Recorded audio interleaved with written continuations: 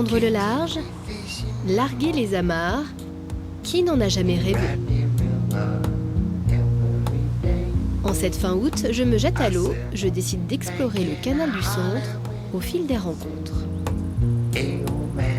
Première étape, Digoin, où se métamorphoser en marin d'eau douce est, paraît-il, un jeu d'enfant.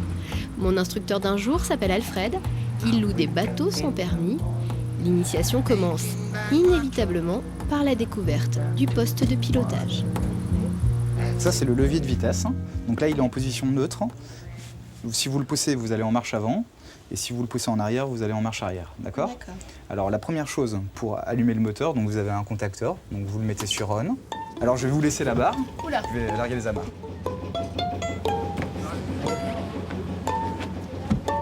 Là, voilà. par contre, on dérive beaucoup. Alors là, ce qu'on va faire, c'est que vous allez voir, il y a beaucoup d'inertie. Donc là, vous allez mettre un petit peu de marche arrière. D'accord. Vous mettez un coup de gaz et vous revenez tout de suite au neutre. Voilà, maintenant revenez tout de suite au neutre. Comme ça, on donne le neutre, c'est au milieu. Voilà. Vous allez tourner votre barre à tribord. À tribord, c'est donc tribord, à droite. c'est à droite, voilà. Donc là, voilà, on le laisse. Avec son inertie, le bateau se déplace tout seul. Là, vous allez pouvoir commencer à ramener la barre à bâbord. Oui, parce qu'il faut anticiper, en fait. Voilà, il faut beaucoup anticiper. Hein. Ça, c'est la règle d'or. Je passe là Alfred, là, maintenant qu'on est sorti du port, il faut que je sois à gauche, à droite comment ça se passe? Donc sur un canal, c'est un petit peu différent sur la route.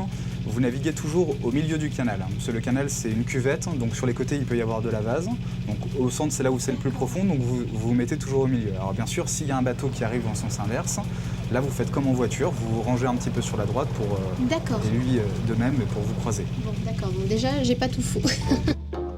Alfred ne semble pas vraiment inquiet. Même à l'approche du premier obstacle, un pont pas plus large qu'une écluse. Il faut ramener le bateau dans l'axe. Donc là, vous pouvez tourner un petit peu la barre à tribord. Encore. Voilà, là maintenant, vous pouvez revenir à bâbord, parce que vous voyez avec l'inertie, il va partir. Damien, le caméraman, se demande ce qu'il est venu faire dans cette galère. Face à ma prudence, il s'impatiente. Là, quand même, avant, je voudrais quand même être sûre. Alfred, ça va toujours, là? Mais oui, ouais. Allez. Non, mais attends, je veux pas casser un bateau, moi. Ouais, je pose ma dernière question. Et est-ce que c'est un luxe de pouvoir partir ainsi sur les canaux? Il faut savoir que nous, dans nos prix d'appel, on a des bateaux qui commencent à 100 € par personne la semaine. On a de plus en plus de clientèle, de jeunes, d'étudiants. On a beaucoup de succès aussi avec des enterrements de vie de garçons, de vie de jeunes filles. Et puis après, bien sûr, on a des bateaux avec une offre avec beaucoup plus de confort. On va être jusqu'à 500-600 € par personne la semaine. Au bout d'une heure, je me sens plus à l'aise dans mes baskets de journaliste que dans le costume de capitaine. Mais il faut bien l'avouer, je me suis prise au jeu. Il faut prendre confiance en soi. Après, j'imagine que sur le canal, il y a des gens aussi qui sont propriétaires de leur bateau et qui sont extrêmement aguerris. Ça fait 25 ans qu'ils naviguent et pour eux, c'est sans problème.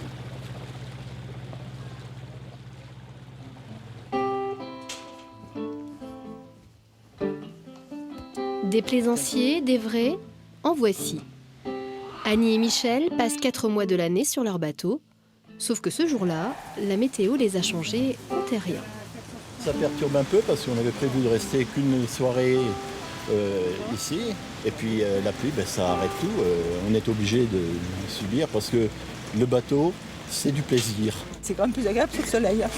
Parce que sous la pluie, c'est pas drôle. Tirer les bouts et tout, quand il pleut, c'est pas marrant.